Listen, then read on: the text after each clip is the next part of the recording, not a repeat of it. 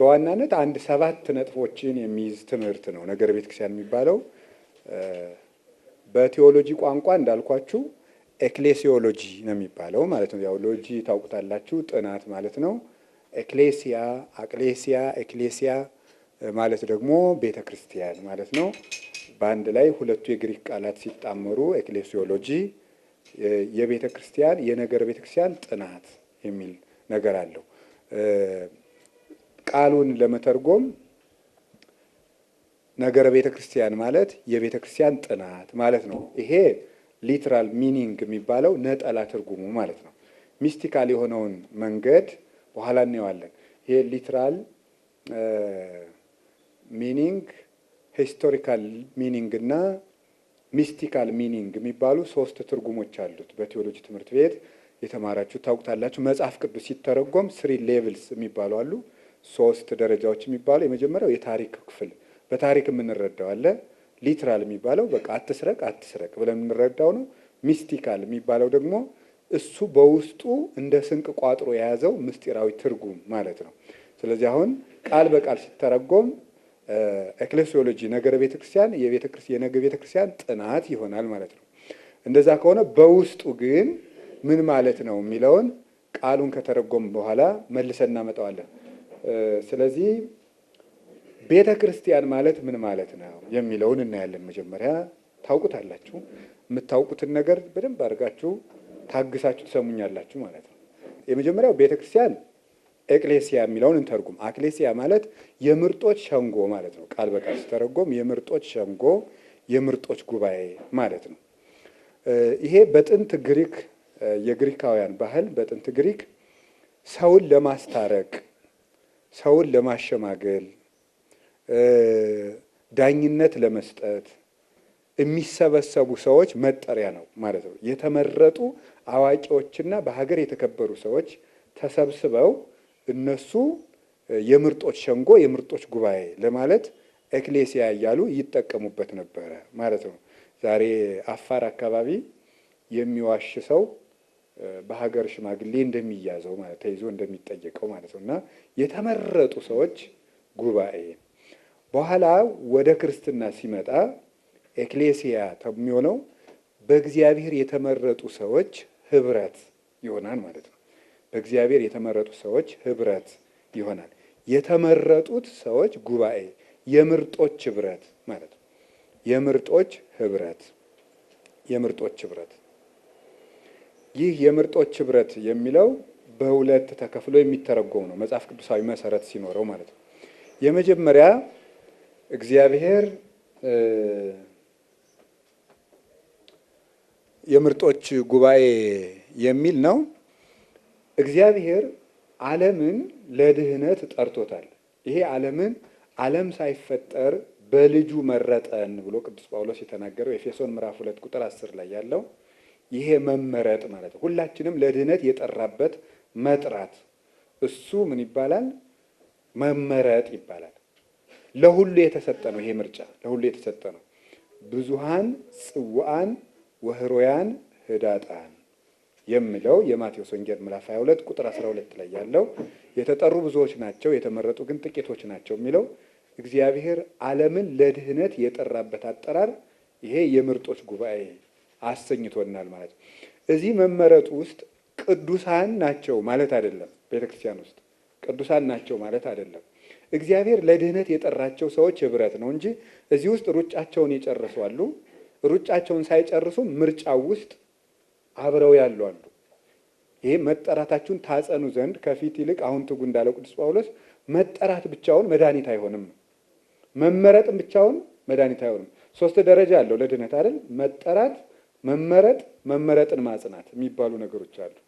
ስለዚህ በመመረጥ ብቻ ቢሆን ኖሮ ድንግል ማርያምን ምንድን ነው የሚለው? እስመ እግዚአብሔር የሚለውን ስንተረጉም እግዚአብሔር መርጧታልና፣ ሊቃውንት ሲተረጉሙት ይሄን ብትመረጥማ ምን ይደንቃል እንድትመረጡና ብትገኝ ብለው የሚተረጉሙት አንድምታ ላይ ይሄ ነው። ያደነቅናት ስለመረጣት ሳይሆን መመረጧን ስላጸነችና እንድትመረጡና ስለተገኘች ነው። መመረጥማ ሔዋንም ተመርጣ ነበርና ማለት ነው። ስለዚህ የምርጦች ጉባኤ ባልን ጊዜ እግዚአብሔር ለድነት የጠራቸው ለድነት የሰበሰባቸው ልዩ ወገን ማለት ነው። የነሱ ጉባኤ ተብሎ ይተረጎማል።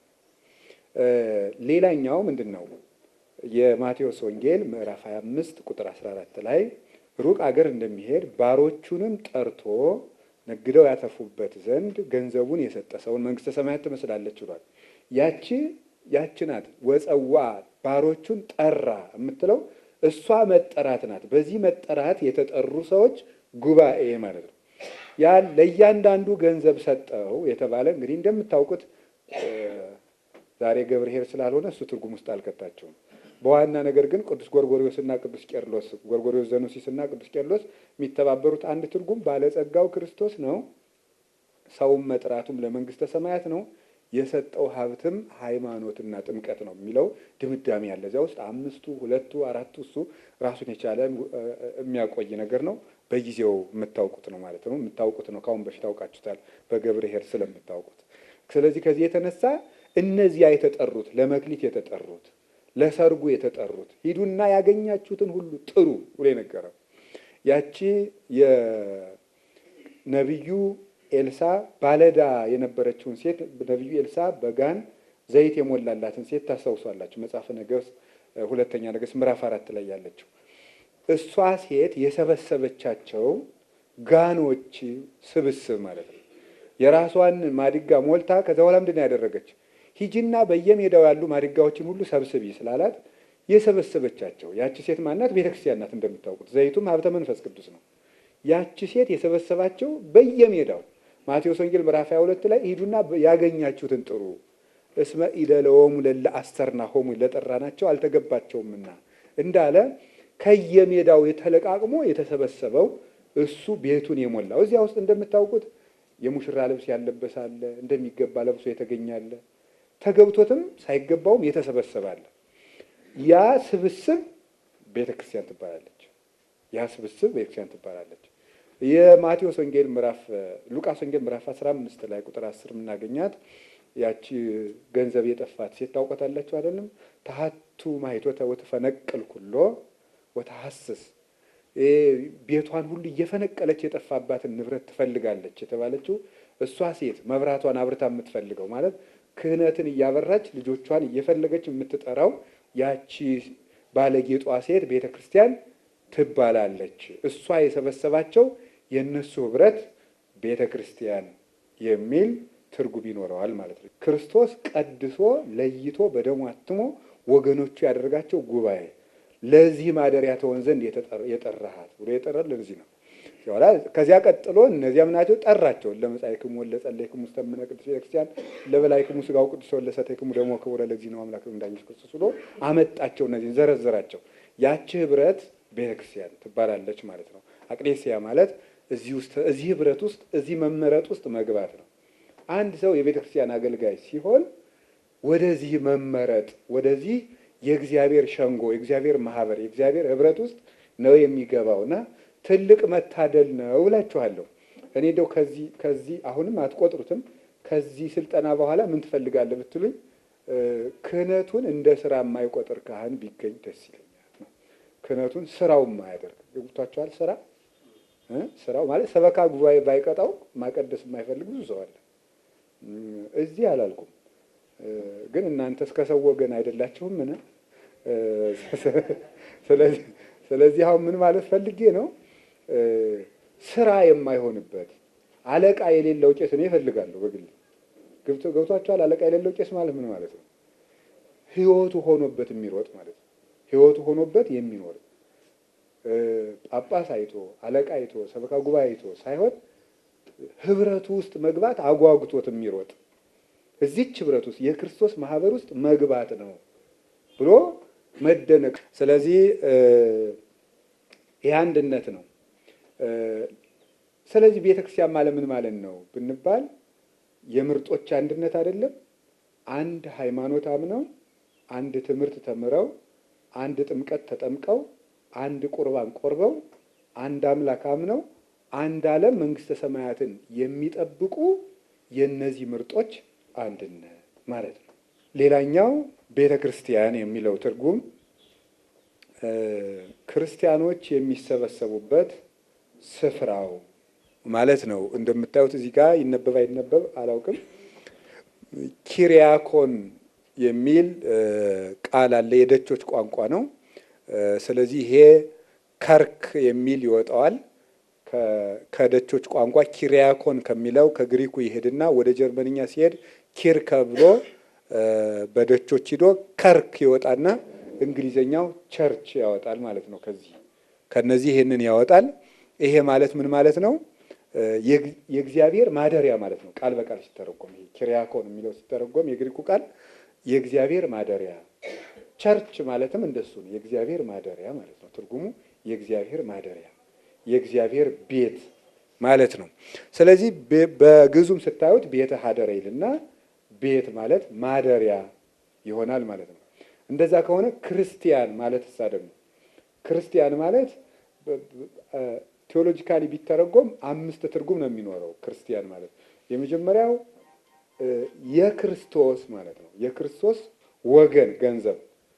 ሁለተኛ ደግሞ እንደ ክርስቶስ ማለት ነው። እንደ ክርስቶስ የሚኖር እንደ ክርስቶስ የሚኖር ማለት ነው። ከዛ የክርስቶስ እንደ ክርስቶስ።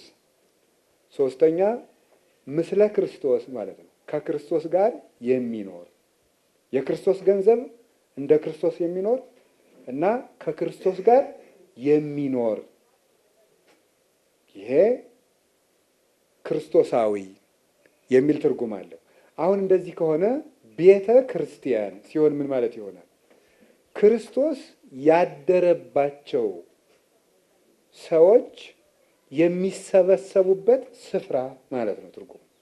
ክርስቶስ ያደረባቸው ሰዎች የሚሰበሰቡበት ስፍራ ማለት ነው። ይሄ ህንፃውን ይመለከታል ማለት ነው። ክርስቶስ ያደረባቸው ሰዎች የሚሰበሰቡበት ስፍራ። አንድ ቤተ ክርስቲያን የሚባለው ራሱ ስፍራው የሚከበረው ሰዎቹ እነዚህ ሶስቱን ሲያሟሉ ከክርስቶስ ጋር ሲኖሩ፣ እንደ ክርስቶስ ሲኖሩ፣ የክርስቶስ ገንዘቦች ሲሆኑ። ስለዚህ አሁን አንድ ካህን ክርስቲያን ከሆነ የራሱ አይደለም፣ የሚስቱ አይደለም፣ የልጆቹ አይደለም፣ የቋንቋው አይደለም፣ የወገኖቹም አይደለም፣ የሀገርም አይደለም፣ የመንግስትም አይደለም፣ የፖለቲካም አይደለም፣ የክርስቶስ የራሱም አይደለም። የእኔ ሊሆን የሚወድ ሰው ካለ ራሱን ምን ይበል ነው ያለው? ይካድ ነው ያለው ማለት ነው።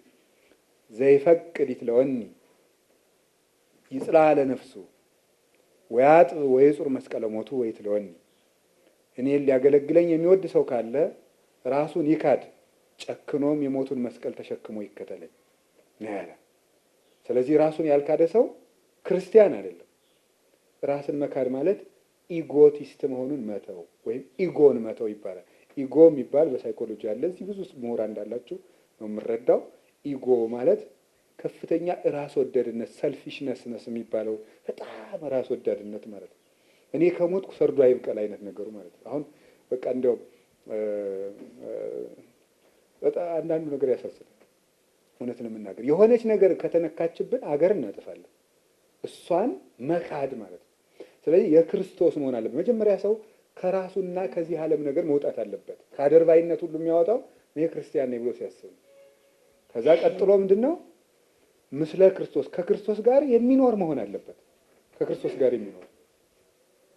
ጋር የሚኖር እሱ በምስጢራተ ቤተ ክርስቲያን በጸሎትና በሕግ በኩል ክርስቶስና ክርስቲያን አብረው ይኖራሉ ይባላል።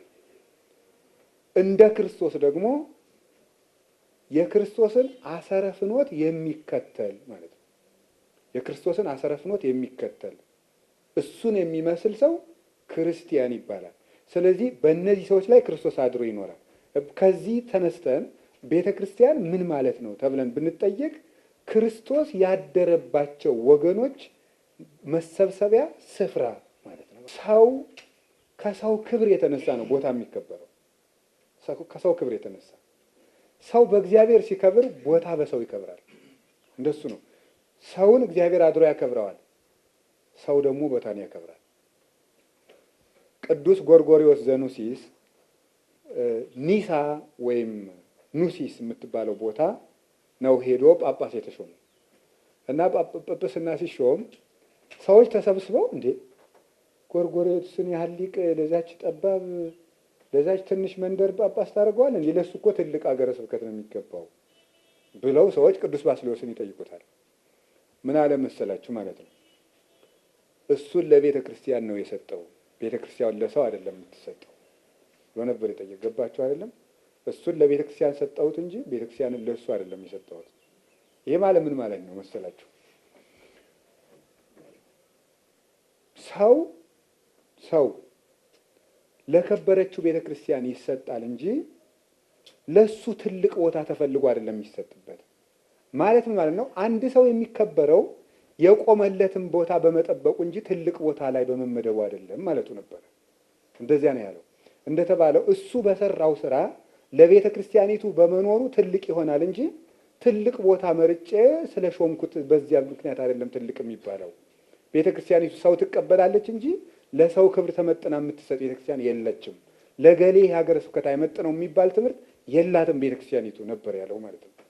ስለዚህ ምን ማለት ነው? እውነትም ሄደና ቦታው ብሱ በሰራው ስራ ማን ተከበረ? ኑሲስ ጎርጎርዮስ ብላችሁ ከተናገራችሁ ዘኑሲስ የሚል ቃል አትተው፣ ወይም ግሪጎሪ ኦፍ ኒሳ ማለትን አትተው። ግሪጎሪ ካላችሁ ኒሳ ትላላችሁ የግድ። ክቡሩ መምህር ቦታውን አብሮ ያስነሳዋል እስኪሞት ድረስ ማለት ነው። ያ የሚመጣው ከምንድን ነው? ክርስቶስ በሰውየው ላይ ከማደሩ የተነሳ ነው። እና እሱ እዚያ ሀገረ ስብከቱ ላይ ሲሄድ ክርስቲያኖች በጣም ጥቂቶቹ ነው፣ አህዛብ ደግሞ በጣም ብዙ ነበሩ። በኋላ እሱ ካስተማረ በኋላ እና ጳጳስ ከሆነ በኋላ ደግሞ ተገለበጠ። ምን ሆነ መሰላችሁ?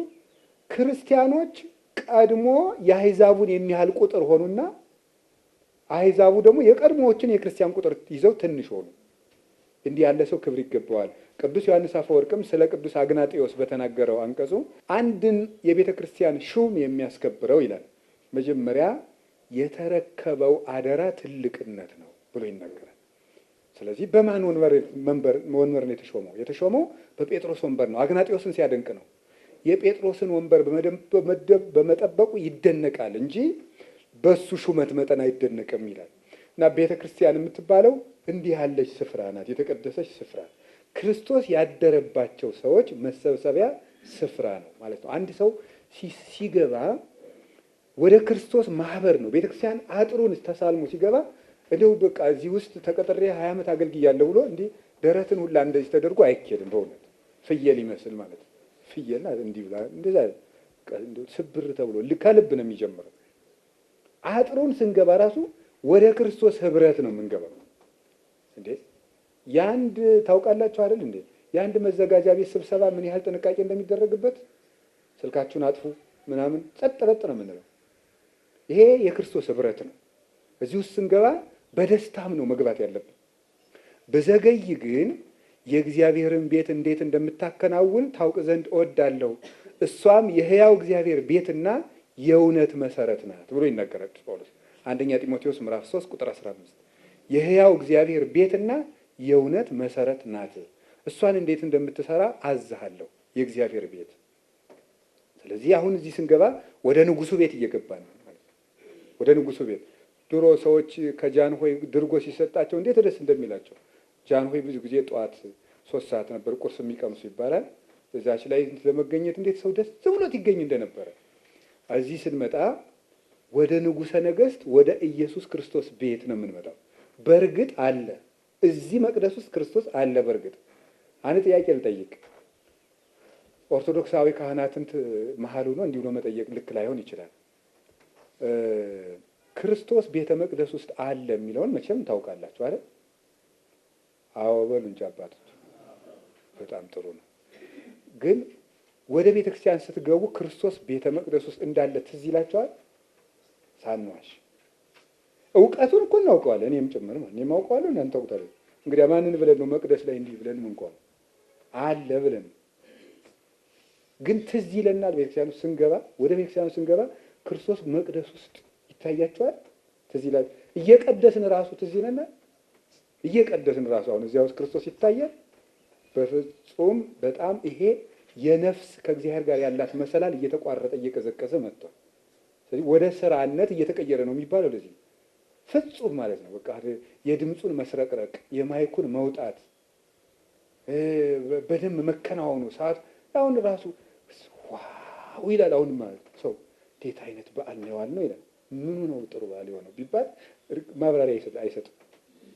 ደስ ያለው ሴርሞኒ የሆነው ነገር ነው። በቃ ያለ አይደል እንደዚህ ደመቅ እንደዚህ ያለው ነገር ነው።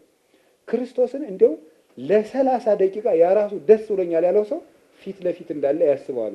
ታውቃላችሁ ቤተ መቅደስ ውስጥ ለምን መንበር እንደምናስቀምጥ? ለምንድን ነው መንበር የምናስቀምጠው? ታቦቱን ለማክበር ብቻ ነው አይደለም። ንጉስ ክርስቶስ እዚህ ላይ ያለ ለማለት ነው። ለንጉስ አይደል መንበር የሚቀመጥ? ንጉስ ክርስቶስ እዚህ ላይ ያለ ማለታችን እኮ ነው ትርጉም። ማስቀደስ ማለት ስርዓት ማሟላት፣ አንድን ድርጊት ፈጽሞ በ2 ሰዓት ውስጥ መጨረስ ሳይሆን በንጉስ ክርስቶስ ፊት መቆም ማለት ነው።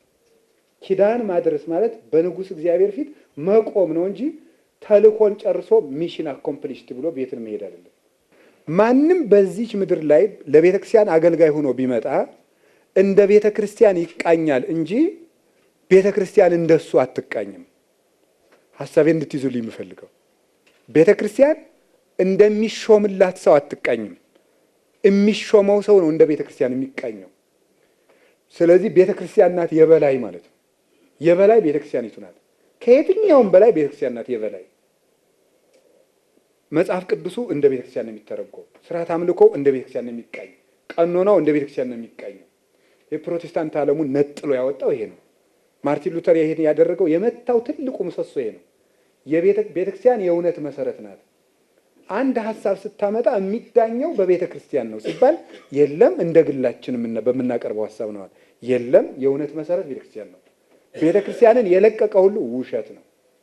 ቤተ ክርስቲያን ያልዳኘችው ውሸት ነው። ቤተ ክርስቲያን ማለት የነቢያትና የሐዋርያት ህብረት ማለት ነው። በእሷ ሁሉ ይዳኛል። ክርስትና ሲጠመቅ ምንድን ነው የሚለው? ቄሱ ህፃኑን ልጅ ሲያጠምቀው ምንድን ነው የሚሆነው? የንጉስ ሊመጣ ሲል የተነጠፈ ቤት ይመስላል አይደል የሚለው ፍትሐ ነገሥት ትርጓሜያችን። የተነጠፈ ቤት ይመስላል። ካህኑ ሜሮን ሲቀባው ደግሞ ንጉስ መጥቶ የሰፈረበት ቤት ይመስላል። ስለዚህ አሁን አብ ወልድ መንፈስ ቅዱስ ያድሩበታል። ኩልክሙ ለተጠመቅሙ ክርስቶስ አለበስክሙ፣ የተጠመቃችሁ ሁላችሁ ክርስቶስን ለብሳችሁታል ነው ያለ ቅዱስ ጳውሎስ። ጌታም ዘያፈቅረኒ ይቀብ ቃሌ፣ የሚወደኝ ሰው ቢኖር ቃሌን ይጠብቅ።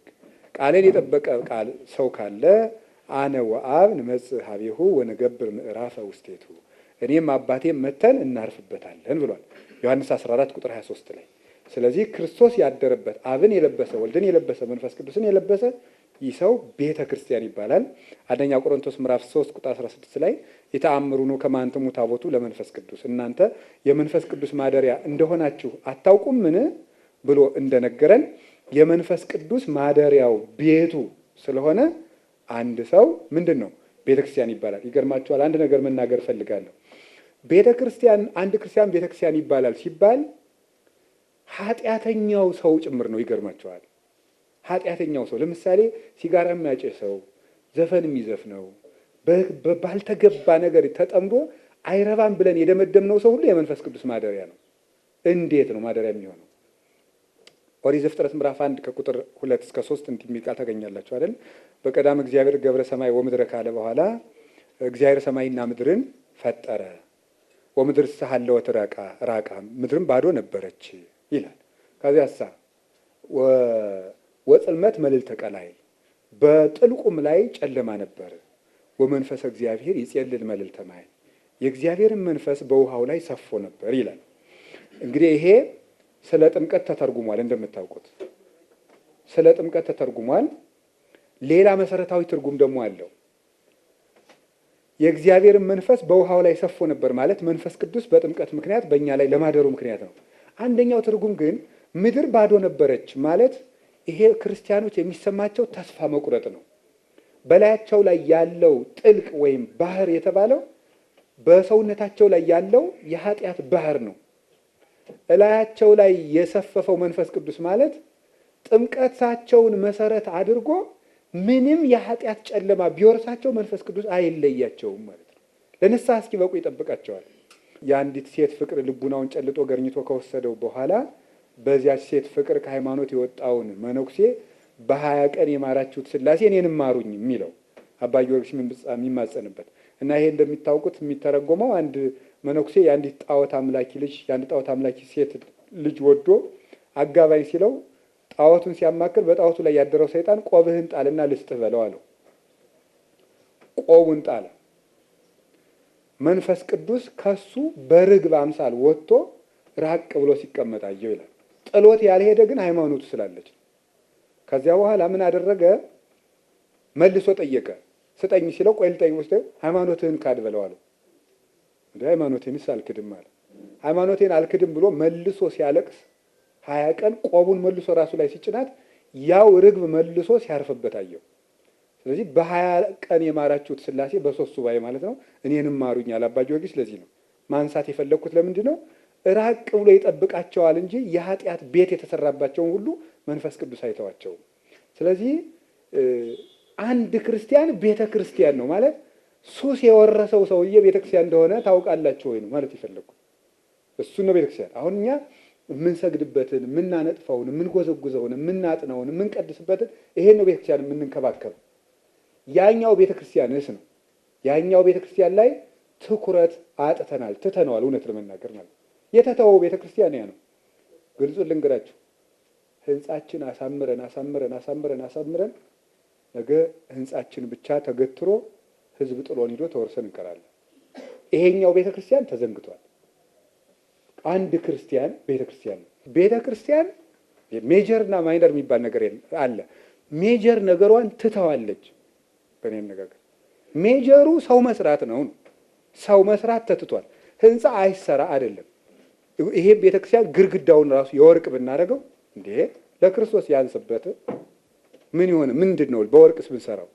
ጉዳዩ ግን ሜጀሩን ትተን ስናደርገው ግን ልብ ያማል። ዋናው ነገር የእሱን ህንፃ መስራት ነው። እነሱ ደግሞ ሰዎች ናቸው ነው የሰዎችን አመል መስራት ነው። አሁን ቤተክርስቲያን እኔ መቼ ሊገባን እንደሚችል ሁሉ አላውቅም። መቼ ሊገባን ያንድ ሰበካ ጉባኤ አመታዊ እቅድ መሆን ያለበት መጀመሪያ ሰዎች ናቸው። ቀጥሎ ነው ልማት የሚያቅደው ማለት ነው። እዚህ ሰበካ ጉባኤ ውስጥ ይታቀድ አይታቀድ ያው እግዚአብሔር ያውቃል። እኔ አላውቅም። ጠቅላላዋን ቤተክርስቲያን ነው እየተናገርኩ ያለሁት። አንድ ቤተክርስቲያን በአመቱ መታቀድ ያለበት ይሄንን። አሁን የግብፁ ፓትርያርክ አሁን ያሉት ምን እንዳደረጉ ልንገራቸው። ወርቅ ነገር በደም አንድ ደግሞ ጥሩ ጸጋ አላቸው አሁን ያሉት እና ምንድናቸው? ድሃ ማየት ይወዳሉ። እንግዲህ ሀብት ነው። ሽኖዳ በቴዎሎጂ አበሯት። ደግሞ እኛው ደግሞ ድሃ ማየቱ እና አንድ ጳጳስ ቤተ ክርስቲያን ሰርተው ይመርቁልኝ ብለው ፓትርያርኩን ይጋብዟቸውና ሲሄዱ አንዲት ድሃ እጇን ታርገበግባለች። ፓትርያርኩ ሲገቡ ማለት ወደ አዲሱ ቤተ ክርስቲያን ካለፉ በኋላ ትዝ አለቻቸው። መልሱኝ አሉ ፓትርያርኩ። ፕሮቶኮሎቻቸው በፍጹም አይቻልም። አይኔ የማገኘው ሳለ መልሰኛሉ። ኧረ እባክዎት እንደምን መልሱኝ። ተመለሱና መኪናቸው ውስጥ ገብተው ያችን ሴት ጥሯታል። ከዚያ በኋላ ኧረ ለፕሮቶኮሎት አይመጥንም፣ ይቺ ሴት እዚህ እንዴት በፓትርያርኩ መኪና ትሳፈራለች? አምጣ ብያለሁ፣ አምጣ። ገባች። ምንድነው ስትባል እኔ የቤት ዕዳ አለብኝ፣ ልጅ መሳደጊያ የለኝም፣ ቤቴ ተወርሶብኛል፣ ድሃ ነኝ፣ ባለቤቴ ሞቷል፣ ጳጳሱን ለልጅ ማሳደጊያ ስጠኝ ብዬ ጠይቄው እስካሁን አልመለሰልኝም አለቻቸው። ወርደው ምን እንዳደረጉ ስሙ። ወርደው ያደረጉት ጳጳሱን ጠርተው ቤተክርስቲያኑ አልቋል አሉት። አዎ ቅዱስ አባታችን ይኸው ተጠናቁ፣ እዩት። አላለቀም፣ ቤተክርስቲያኑ አላለቀም። ኧረ አልቋል፣ አላለቀም። ይቺ ድሃ ሴት የጠየቀችን ጥያቄ እስከምትመለስ ድረስ ይሄ ቤተክርስቲያን አይመረቅም። ተመልሰው መኪናቸውን አስነስተው ስልኳን ይዘው ሲያሟላልሽ ደውይልኝ፣ የማረጋግጠው በእናንተ ሪፖርት ሳይሆን በእሷ ነው ብለው ስልካቸውን ሰጥተው ጥለዋት ሄዱ። ከዛ መጨረሻ ላይ ጳጳሱ ተሯሩጦ ባለሀብቶችን ሰብስቦ ቤት ተገዝቶ ስም ተዛውሮ በአንድ ቀን ማለቁስ ደግሞ መኪና ተገዝቶ ቁልፍ ተይዞ በሙሉ የቤት ካርታ ተሳክቶ ተረክባ ራሷ ደወለች። ወዲያው እኮ ነው በዕለቱ ማለት ነው። ፓትርያርኩ ተመልሰው መጡ፣ ቤተክርስቲያኑን መረቁ። ምሳ የምበላ ከዚች ድሃ ቤት ነው ብለው እንዲህ አድርገው ችግሯን ከፈቱላት ሴት ቤት ምሳ በሉ። ይሄ አሁን በዚህ 3-4 ዓመት ውስጥ የተሰራ እዚያው የሚኖሩ የእኛ ሀገር መነኩሴ የነገሩኝ ታሪክ ነው። ያጫወቱ እንዲህ አድርገው ምን ማለት አሁን እውነተኛይቱን ቤተክርስቲያን አዩአት ማለት ያሉት ምንድን ነበር? ቤተክርስቲያኑ አልቋልና አላለቀም ነው ያሉት። አላለቀም ነው ያሉት ማለት ነው። ስለዚህ እግዚአብሔር በሚያውቀው ሰው ላይ፣ ድሆች ላይ፣ እዚህ አካባቢ ያሉ ጎዳና ተዳዳሪዎች ላይ፣ የዚህ አጥቢያ የሆኑ ባሎቻቸው ጥለዋቸው የሞቱ ድሆች እነሱ ተመዝግበው ሲረዱ፣ ድሃ አደጎች አሳዳጊ የሌላቸው በሱስ የወደቁት ተመዝግበው መጠነኛ የሱስ ማገገሚያ ማዕከል በአንድ ቤተክርስቲያን ውስጥ ኖራ እነሱ እንክብካቤ ሲደረግላቸው፣ ንስሐ ያልገቡት ተመዝግበው ሱስ ውስጥ ያሉት፣ ይሄ ሁሉ ሲደረግ እውነትም ቤተክርስቲያን ሰራን ይባላል። ምክንያቱም ምንድነው ቤተክርስቲያን ስንል ትርጉሙ አንዱ ማን ነው ብለናል? አንድ ክርስቲያን ነው ማለት ነው። አንድ ክርስቲያን ነው። መቼም ሁሉ ነገር ይፈትናታል ቤተክርስቲያን።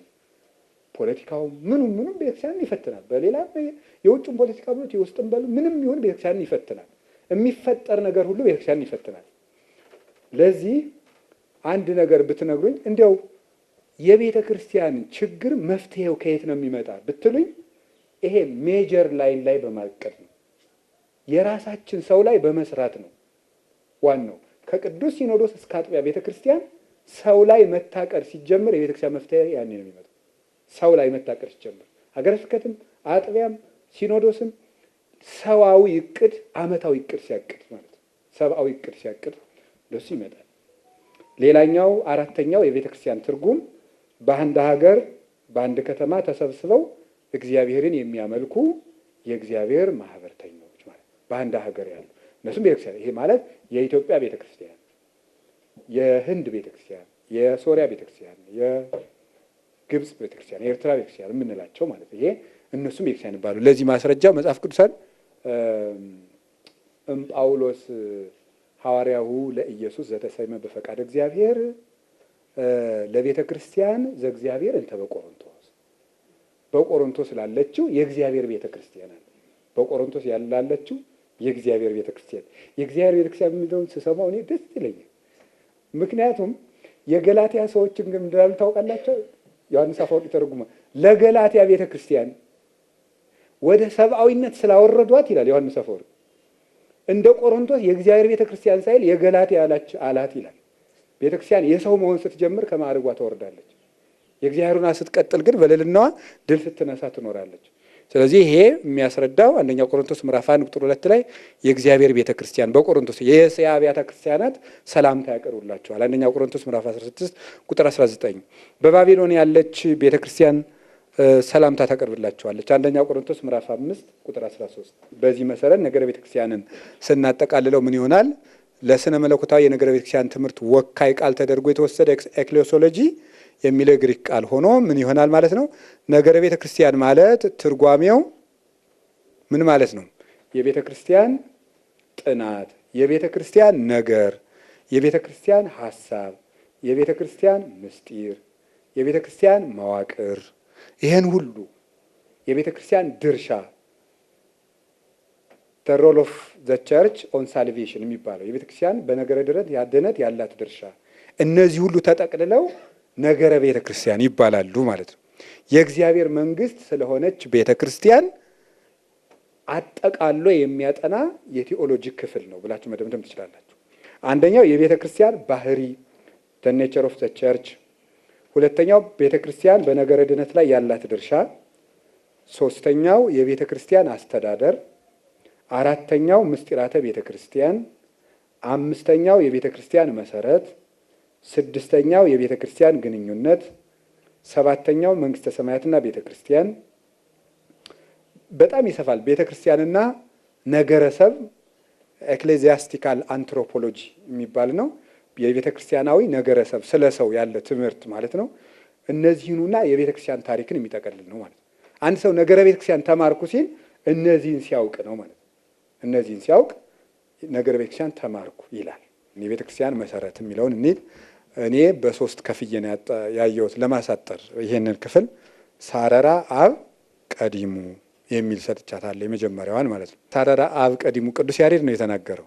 ሳረራ አብ ቀዲሙ የሚለው ብሉይ ኪዳንን ለአብ የመስጠት የመጽሐፍ አተረጓጎም ስላለ ነው ሳረራ አብ ቀዲሙ የተባለችው። ስለዚህ በብሉይ ኪዳን ያለችው ቤተክርስቲያን አብ የመሰረታት ቤተክርስቲያን ትባላለች ማለት ነው። ይሄ ማለት ወልድ መንፈስ ቅዱስ በከዊናዊ ተገናዝቦና በዋህደ ባህሪና አብረው የሉም ማለት ግን አይደለም። በተዋህዶ ሶስቱም አንድ መንግስት ነው ያላቸው። ታዲያ እንዲህ ማለት ምን ማለት ነው ሲባል ብሉዩን ለአብ ሐዲሱን ለወልድ ከጰራቅሊጦስ በኋላ ያለውን ለመንፈስ ቅዱስ መስጠት ልማደ መጻሕፍት ነውና ተብሎ ይተረጎማል። ስለዚህ ሳረራ አብ ቀዲሙ ማለት ቤተክርስቲያን በብሉይ ኪዳን ማለት ነው። በቤተክርስቲያን በብሉይ ኪዳን ማለት ሳረራ አብ ቀዲሙ ማለት ቤተክርስቲያን በብሉይ ኪዳን ነው። ቤተክርስቲያን ባልን ጊዜ ይሄን ህብረት ማለታችን ነው። ቅዱሷ ህብረት የምትባለው ይችናል። የሰማያውያንና የምድራውያን፣ የረቂቃንና የግዙፋን፣ የግሁሳንና እዚህ ዓለም ያሉት፣ የዚህ ሩጫቸውን የፈጸሙትና በሩጫ ላይ ያሉት የነዚህ ህብረት ቤተክርስቲያን ትባላለች ማለት ነው። ቤተክርስቲያን ስንል ይሄን ማለታችን ነው። አሁን ቤተክርስቲያን ስንል አቦ ደብር የሚመስለው ሰው አለ። አንዳንድ ሰው ገብቷቸዋል አይደለም? እንደሱ አይደለም። ወይም ሚካኤል ወይም ኪዳነ ምሕረት ወይም እንደሱ አይደለም። ቤተክርስቲያን ብለን ባወጋን ጊዜ ዋናይቱ ቅድስቷ የክርስቶስ ሴል ህብረት እሷን ህብረቷን ነው ቤተክርስቲያን የምንላት ዋናዋ ህብረት። ከዚያ እዚህ ውስጥ ህንፃው እንዲህ ይሆናል። ህንፃው ሲቃጠል ቤተክርስቲያን አትፈርስም የምንለው ቅዱሷን አካል ነው። ያችን ህብረቷን ነው አትፈርስም የምንላት። ስለዚህ በሰማይ ያለው ቤተክርስቲያን በሰማይ ያለችው መገለጫ አላት። 4 መገለጫዎች አላት።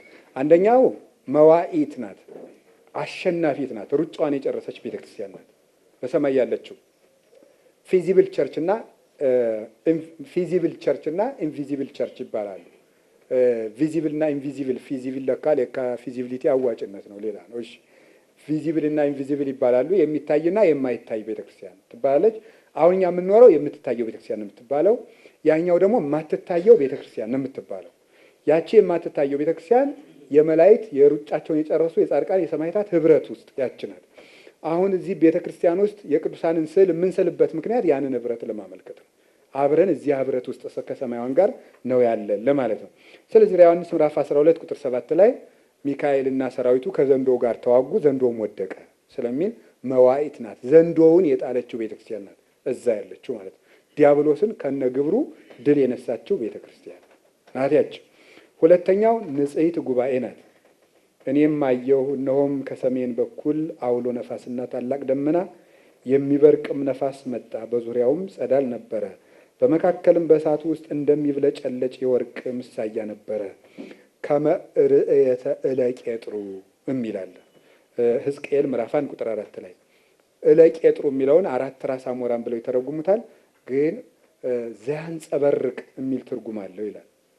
ከመ ርእየተ ማህተው ወይም ማህው የሚለው እንደሚያብለጨልጭ ብርጭቆ ወይም እንደ ዕንቁ ያለ ነገርን አየሁ ነው የሚለው። ያ ምንድን ነው? እንደሚብለጨልጭ ብርጭቆ ወይም እንደ መስታወት ያለ አየሁ የሚለው ሕዝቅኤል ምንድን ነው? ነውር ጉድፍ የሌለባት የመላእክት ጉባኤ ብለው ይተረጉሙታል ሊቃውንት። ነውር የሌለባት የመላእክት ጉባኤ፣ ምድራዊነት የሌለባት። ይሄ የሚብለጨለጭ መቼስ ያልዛገው ነው፣ የዛገው አይብለጨለጭም። አፈርነት የሌለው ማለት ምድራዊነት የሌለባት፣ ግላዊነት የሌለባት ቅድስቷ ንጽሕት ጉባኤ ነው። ስለዚህ ንጹሕ ጉባኤ ናት። ሌላኛው ሃይማኖቷን ጥንቅቅ አርጋ የፈጸመች ቤተክርስቲያን ናት። 1 ቅዱስ ይላሉ በይንተ አብ፣ 2 ቅዱስ ይላሉ በይንተ ወልድ፣ 3ኛ ቅዱስ ይላሉ በይንተ መንፈስ ቅዱስ። ወይደግሙ ብሂለ እግዚአብሔር ጸባዖት። እግዚአብሔር ጸባዖት ማለትን ግን አይደግሙም። ለምን ሲባል ባህሪው አንድ ነው ይላል። አቡሊዲስ ሃይማኖተ አበው ላይ ምዕራፍ 40 ላይ ይናገራል። አባ ጊዮርጊስ ዘጋስጫ አርጋኖን መጽሐፉ ላይ ይናገራል። የቅዳሜ አርጋኖን ላይ ታገኙታላችሁ እግዚአብሔር ጸባዖት የሚለው። ስለዚህ እመቦ ዘአምጻ ካላ ስብሐተ እምስባቲሆሙ ለሱራፌል ዘይብሉ ቅዱስ ቅዱስ ቅዱስ እግዚአብሔር ጸባዖት ፍጹም ምሉ ሰማያተ ወምድረ ቅዱሳት ስብሐቲከ ውጉዘ ለይኩን። ከሱራፌል ምስጋና የተለየ ምስጋናን የሚያመጣ ሰው ቢኖር የተወገዘ ይሁን ይላል አቡሊዲስ። ምክንያቱም እንደ ሥላሴ ሳያምን የሚያመሰግን ሶስቱን አካላት በአንድ ባህሪ አዋህዶ ሳያምን የሚያመሰግን ሰው ቢኖር ውጉዝ ይሁን ስለሚል ምን አላቸው? ፍጹም የሆነ ሃይማኖት አላቸው። ስለዚህ ሃይማኖት ከሱራፌል ተገኝቷል። የቤተ ክርስቲያን ሊቅ ከሰማይ ጀምረን ምስጢረ ሥላሴን እንናገራለን። ከሰማይ ጀምረን ማለት ከማን ነው? ከሥላሴ ጀምረን ከሱራፌል ጀምረን ማለት ምስጢረ ሥላሴ። ስለዚህ ከሥላሴ ተጀምሮ የሚሰበክ ነው። ይህ ዘነም ሰማይ ስላለ ማለት ነው። ስለዚህ ከዚህ ጀምሮ ቤተክርስቲያን እቺ ቤተክርስቲያን ንጽሕት ጉባኤ ድል የነሳች ነውር የሌለባት ንጽሕትና ሃይማኖቷን ያጸናች ጉባኤ ናት በሰማይ ያለችው ቤተክርስቲያን ማለት ነው። እንግዲህ በሰማይ ያለችው ቤተክርስቲያን መላእክት አሏት። እንደምታውቁት መንበር አለ። ብዙ የለመዳችሁ ስለሆነ ነው ብዙ ልሄድበት ያልፈለግኩት። መንበር አለ። እንደ መንበር እዚህ መንበር አለ። እንደ ታቦት ታቦት አለ። ራዕየ ዮሐንስ ምዕራፍ 11 ቁጥር 19 እንደተገለጸው እንደ መንጦላይት መንጦላይተ ብርሃን አለ። እንደ ምስጋናው እዚህ ምስጋና አለ። እንደ ሱራፌል ካህናት አሉ። ለምሳሌ ሱራፌል ራዕየ ዮሐንስ ላይ እንደተገለጠልን ምዕራፍ 4 ላይ ስንት ናቸው ሱራፌል? እስራ ወአርባዕቱ ስንት ናቸው? ለምን 25 አልሆኑ? ወይም 23 ቢሆኑም ችግር አለ። 24 የሆኑበት ምክንያት እግዚአብሔር ሥርዓተ ሰማይ ተሰራ በዲበ ምድር ስለሆነ በምድር ያሉ ካህናት አገልግሎታቸው ስንት ሰዓት ነው? 24 ሰዓት ትጉ መሆን አለባቸው ለማለት ነው። እነዚያን 24 ያደረጋቸው እግዚአብሔር። ስለዚህ ቤተ ክርስቲያን ምን ትመስላለች ብትለኝ ጽርሐ አርያምን ትመስላለች። ድንግል ማርያም ሰረገላ እሳትን ትመስላለች። ወባቲ ለዛቲ ቤተ ክርስቲያን ሥርዓተ መላእክት አርአያ ዘበሰማያት። ለዚች ቤተ ክርስቲያን በሰማይ ያለ የመላእክት ሥርዓት አላት ስላለ ቤተ ክርስቲያን ማንን ትመስላለች ቢባል ጽርሐ አርያምን ትመስላለች። ቄስ ምን ይመስላል ሲባል ሱራፌልን። ስለዚህ ቄስ ቤተ ክርስቲያኑ ሲገባ የት ገብቷል ማለት ነው? ወደ ጽርሐ አርያም እየገባ እንደሆነ የተሰማው ሰው ንዑድ ክብር ነው በእውነት ማለት ነው።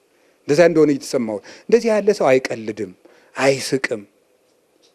ቤተ ክርስቲያን ውስጥ ሹክሹክታ የለም፣ ወግ የለም። በሚቀድሰው ሰውዬ ፊት መሳለቅ የለም። ምልክት በሚስተው ጉሮሮ በሚስተው ንባብ በሚሳሳተው በሚወላደፈው ቄስ አይሳቅም፣ ነውር ነው። ቅዱስ ዮሐንስ አፈወርቅ ይላል እንዲያው ድምፅ ቢኖረው ባይኖረውም እኮ ምሕረት ነው እየለመነልህ ያለ እንጂ ማታ አልለመነብህም ይላል።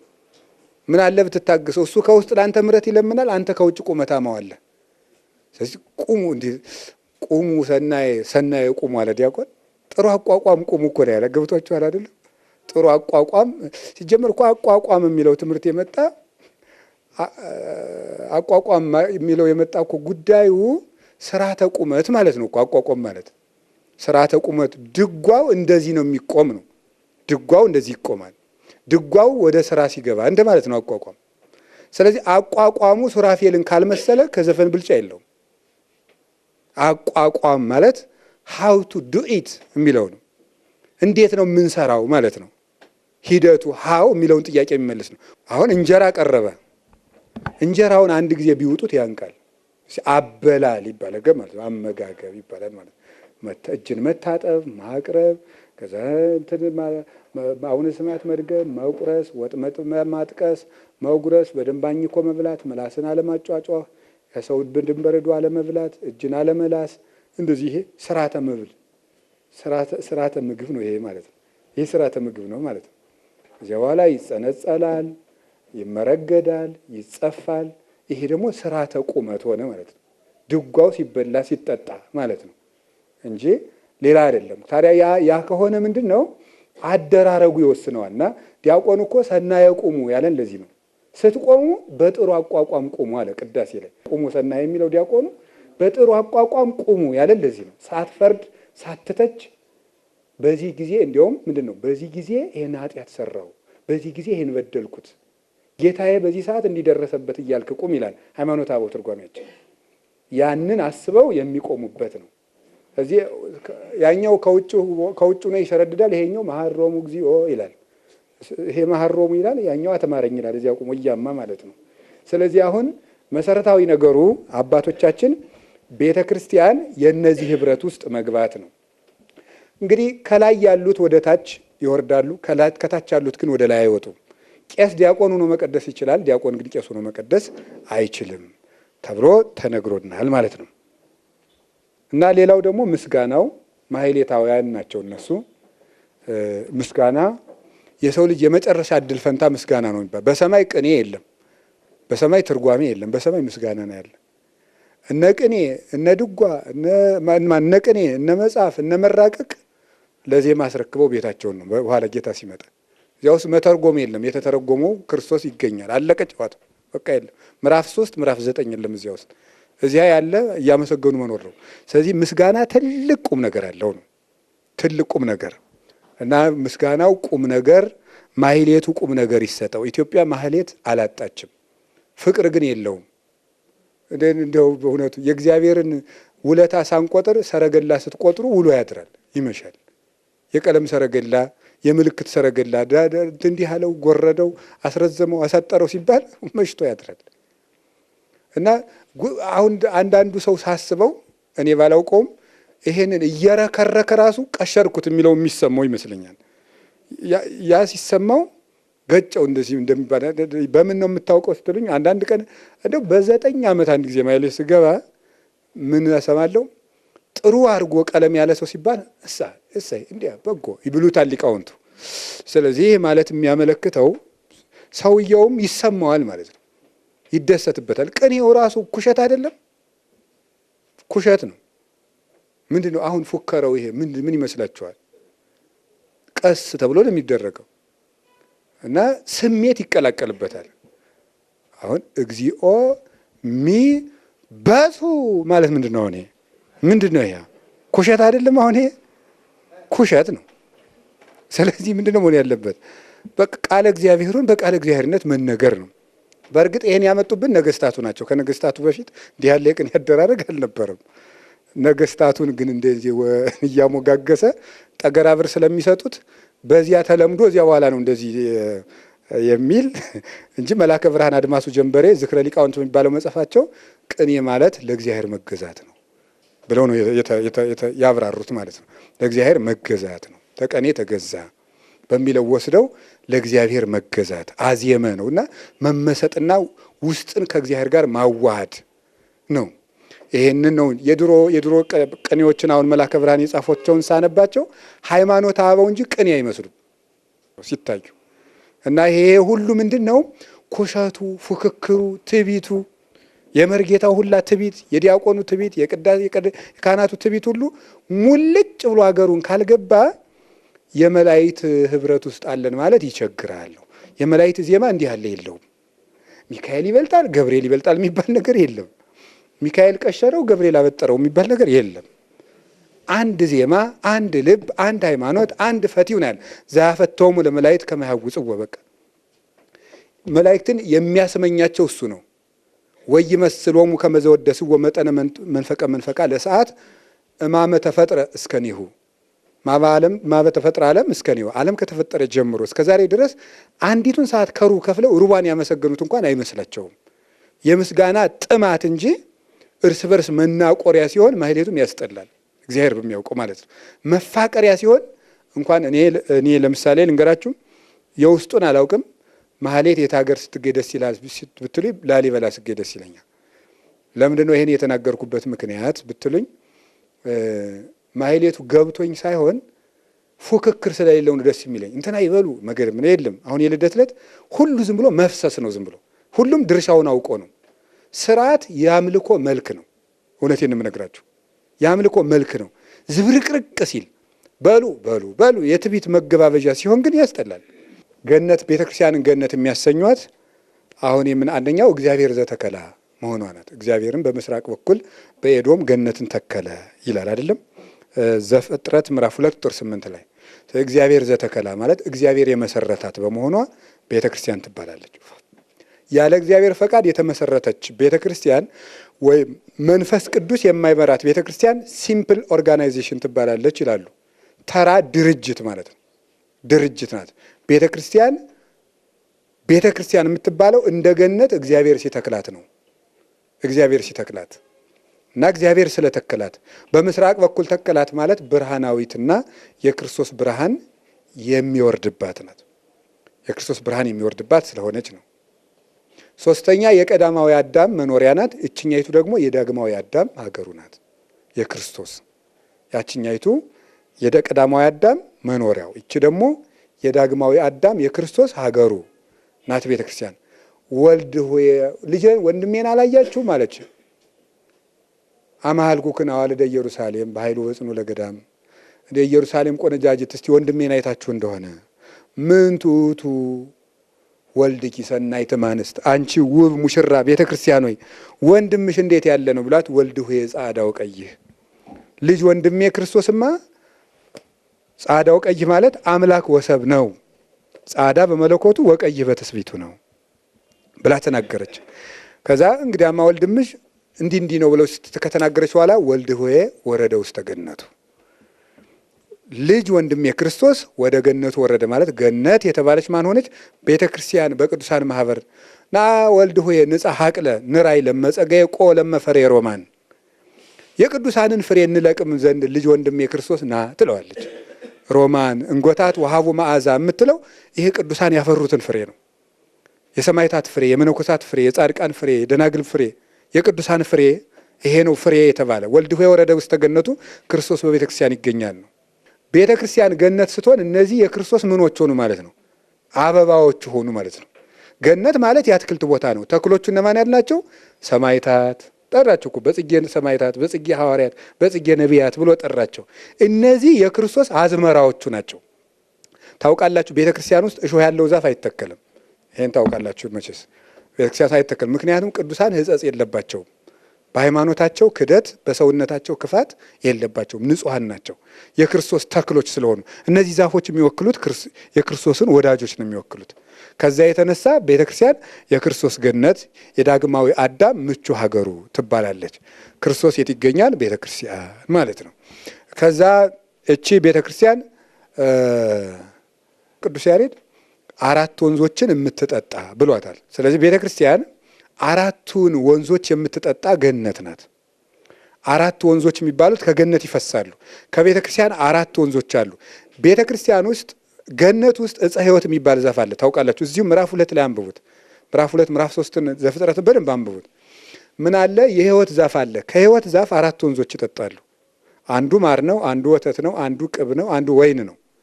ስለዚህ አባ ጊዮርጊስ ዘጋስጫ ውዳሴ መስቀል በሚባል መጽሐፉ ይሄንን ሲያብራራ የሕይወት ዛፍ የተባለው መስቀል ነው ይላል። እዚያ አራት ወንዝ የሚፈልቀው ደግሞ ራሱ ኢየሱስ ክርስቶስ ነው። ማርም የተባለ እሱ ነው፣ መራራውን አጠፍቷልና።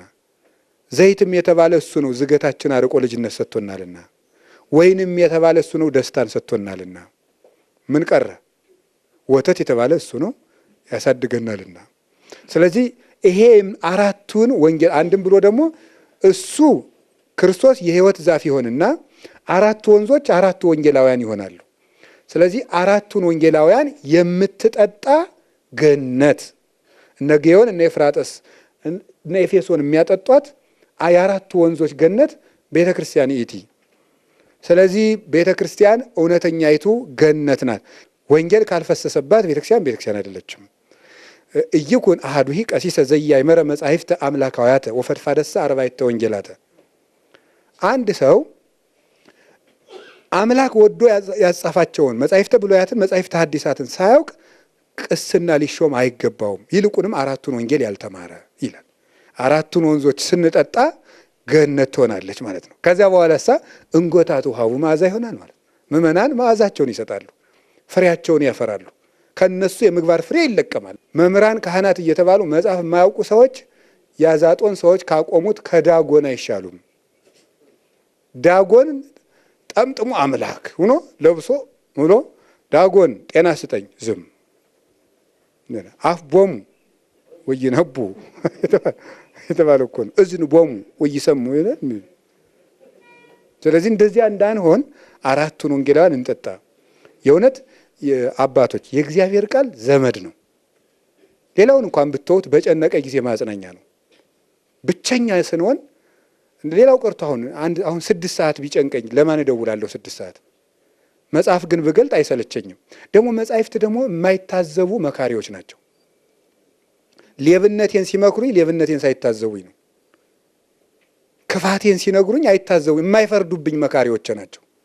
ደግሞ ለዚህ ያበቃሁት ብሎ አንድ መጽሐፍ አይኮራብኝም። እኔ አሁን አንድ መጽሐፍ እኔ አንብቤው ሊቅ በሆን እኔ እኮ ነኝ ለዚህ ያበቃሁት አይልም። ስለዚህ የማይኮራባችሁ መምህር አትወዱም እንዴ እናንተ? የማይኮራ መምህር ሰው እኮ እንደሆነ ይኮራል። ገሌን እኮ ከውቶ ያችን ካባን እኔ ያሰፋውለት በ2000 ምናምን ዓመተ ምህረት ብሎ ይናገራል ሰው። መጻሕፍት ግን አይናገሩ። አሁን አባ ገብረ ኪዳን እንደዚህ የሚለፈልፍ እኮ እኔን አንቦ ነው ብሎ ያውቃል አንድ መጽሐፍ አይልም። የማይኮሩ ባለውለታዎች ዘመዶች ናቸው። ይሄ ነው እንግዲህ። ስለዚህ ሌላው የሕግ የትርምት ቦታ ናት ቤተክርስቲያን። የሕግ የትምህርት የልከኝነት ቴምፐራንስ ይባላል። የልከኝነት ቦታ ነው ቤተክርስቲያን። በልክ የሚናገሩባት፣ በልክ የሚራመዱባት፣ የማይጮሁባት የጸጥታ ቦታ ነው። ኢየሩሳሌም ሄደን አምና ቆሮንቶስ ላይ ያው የሄዳችሁት ሰዎች ታውቁታላችሁ። የምስራቅ ኦርቶዶክሶች ገዳም አለ፣ ገዳመ ቆሮንቶስ ላይ እና ውስጥ ገብተን የእኛ ምእመን ታውቁታላችሁ ይላል። እዛ አንድ መነኩሴ መጥቶ ኦርቶዶክስ ኦርቶዶክስ ኦርቶዶክስ ይላል። ምን ማለት ነው? ለካ ኦርቶዶክስ ማለት የማይጮህ ነው። ኦርቶዶክስ ነን ካቶሊኮች ከሆናችሁ ረፉ እያለን ነው። ኦርቶዶክስ አይጮህም ነው ሀሳቡን የነገርኳቸው። ኦርቶዶክስ ልከኛ ነው። ስለዚህ ቤተክርስቲያን ውስጥ እስመ ይኮነት ቤተክርስቲያን መካነ ነገር አላ መካነ ጸሎት ኢቲ። ቤተክርስቲያን የነገር ቤት አይደለችም። አንቀጸ ቤተክርስቲያን አንቀጽ 1 ላይ ፍትሐ ነገሥት ሲናገር ጌታም ቤተ የሰብ ቤተ ጸሎት ትሰመይ። ቤተክርስቲያን ውስጥ አይታማም፣ አይዋሽም፣ አይንሾካሾክም። አባቶቻችን በወንበር የተቀመጡትን አለቆች በክብራቸው እናከብራለን። ጉልበት መሳም ቢኖርብን ስማለን፣ ጫማ መሳም ቢኖርብን ቤተክርስቲያን የሰጠችን ስርዓት ነው። ቅዳሴ አቋርጦ ግን ማረግረግ ምን ይባላል? ትግር አይደለም። እግዚአብሔር ኢየሱስ ክርስቶስ በኋላ እንመጣበታለን። ክርስቶስ ራሱ እኮ የሚቆምበት ሰዓት ነው ያን ሰዓት። ስለዚህ ቀጥ ብሎ ማንሰ ማቆም አለና ሁከት አለን። ወደዚህ ወደዚህ ወደዚህ ማቆም ተደዋውላችሁ አትመካከሩ። ከዛ ወጣችሁ ተመካከሩ። እና ቤተክርስቲያን የትርምት ቦታ ነው፣ የሕግ ቦታ ናት። ቤተክርስቲያን ትርምት እንደተሰጠ ዕፀ በለስ ምንድን ነው? ሕግ ነው። በዚህ ነው ይሄን ትምህርት ያመጣሁት። ዕፀ በለስ ሕግ ነው፣ የሕግ ቦታ ነው። ስለዚህ ገነት ውስጥ ሕግ እንዳለ ቤተክርስቲያን ውስጥ ሕግ አለ። እሱም ዕፀ በለስ ነው። በለስ ማለት ሕግ ማለት ነው። የተተከለው እግዚአብሔር አንድ እንጨት ነፍጎ አይደለም፣ ሕግ ለማስተማር ነው። ያን ዛፍ አትብላ ያለው። ስለዚህ ቤተክርስቲያን አጥር የሆኑ የተከለከሉ ነገሮች አሉ። እነዚህ ናቸው። የእግዚአብሔር ድምፅ መኖሪያም ናት፣ የሚሰማባት ናት ገነት እላችኋለሁ። ሱራፌል የሚጠብቋት ናት። በአቡነ ዘበሰማያት ትርጓሜያችን ይተረጎማል። ቤተክርስቲያን ውስጥ በጥቂቱ በመደበኛነት 9 መላእክት አሉ ይባላል። አንዱ መልአክ ከደጀ ሰላሙ ላይ የሚቆም ነው። ሁለቱ መላእክት እዚህ የቤተክርስቲያኑ ታዛው ላይ የሚቆሙ ናቸው። ሁለቱ መላእክት ቀኔ ማህሌት ላይ የሚቆሙ ናቸው። ሁለቱ መላእክት ቅድስት ላይ የሚቆሙ ናቸው። አንዱ መልአክ መቅደስ ላይ የሚቆም ነው። ስለዚህ እግዚአብሔር ምሕረት ሲያዝ ለቅዱስ ሚካኤል ይሰጠዋል። ቅዱስ ሚካኤል መቅደስ ውስጥ ላለው መልአክ ይሰጠዋል። ምሕረት በመቅደስ ይጀመራል። መቅደስ ውስጥ ያለው መልአክ ቅኔ ማህሌት ላሉት ይሰጣቸዋል። ቅኔ ማህሌት ያሉት በቅድስት ላሉት ይሰጧቸዋል። በቅድስት ያሉት ቅኔ ማህሌት ላሉት ይሰጣሉ። ቅኔ ማህሌት ያሉት በዝንቦው ላሉት ይሰጣሉ። በዝንቦው ያሉት ደጀ ሰላም ላለው ይሰጡታል። ደጀ ሰላም ያለው ወስዶ ምሕረት ለሀገር ያቀብላል። ደሃ ሲበደል፣ ፍርድ ሲጓደል፣ ሕግ ሲጣስ ደግሞ ደጀ ሰላም ያለው ዝንቦ ላይ ላሉት ይናገራል። ዝንቦ ያለው ቅኔ ማህሌት ላሉት ይናገራል። ቅኔ ማህሌት ያሉት እግዚአብሔር የሥርዓት አምላክ ስለሆነ እንጂ ቀጥታ አይሰማም ማለት አይደለም። ቅኔ ማህሌት ያሉት ቅድስት ላሉት፣ ቅድስት ያሉት መቅደስ ላለው፣ መቅደስ ያለው ለቅዱስ ሚካኤል፣ ቅዱስ ሚካኤል ለእግዚአብሔር መዓት ያቀብላል። እግዚአብሔርም በሀገሩ መዓት ያዘዝበት ብሎ ለቅዱስ ሚካኤል መዓት ይሰጠዋል። መዓቱም መቅደስ ላለው ይሰጣል። አያችሁ፣ መዓትም ደግሞ መልሶ የት ይጀመራል? መቅደስ ይጀመራል ማለት ነው። መዓትም ምሕረትም መቅደስ ነው የሚጀመረው። ከዛ ያደረገ ቅድም ባልኩት መስመር ይወድና በሀገር መዓት ይታዘዛል ማለት ነው። ስለዚህ መላእክት ምንድን ነው ያለው? ማንም እዚህ በክፋት እንዳይቆም ይጠንቀቅ፣ እግዚአብሔር ያያል ይላል ዲያቆኑ። እግዚአብሔር ይሬኢ፣ የእግዚአብሔርን ቤተክርስቲያን የሚጠብቁ መላእክት በዚህ አሉና ይላል ቅዳሴ ላይ ማለት ነው። ስለዚህ መላእክት እዚህ ይኖራሉ። ገነትን ሱራፌል ይጠብቋት ነበር፣ ይችን ገነትን መላእክት ይጠብቋታል። ስለዚህ በእርግጥ ይቺ ቤተክርስቲያን ገነት ናት። ኖህ ያነጻት ናት። ኖህ ነው ያነጻት። ኖህ ማለት የስሙ ትርጓሜ እረፍት ማለት ነው። ስለዚህ ክርስቶስ እረፍት የሚሰጥባት ቦታው ናት ቤተክርስቲያን ማለት።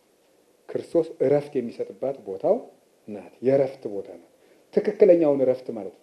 ጻማ ኃጢአት አለ፣ ጻማ ኦሪት አለ። ስለዚህ ጻማ ኃጢአትንም ጻማ ኦሪትንም ያስወገደበት። ለምሳሌ ሸክም የከበዳችሁ ወደ እኔ ነው የሚለውን ያመጣና ቅዱስ ቄርሎስ ሲተረጉም የአይሁድ የመስዋዕት ሸክም ነበረባቸው፣ ለአሕዛብ ደግሞ የደም ሸክም ነበረባቸው ይላል።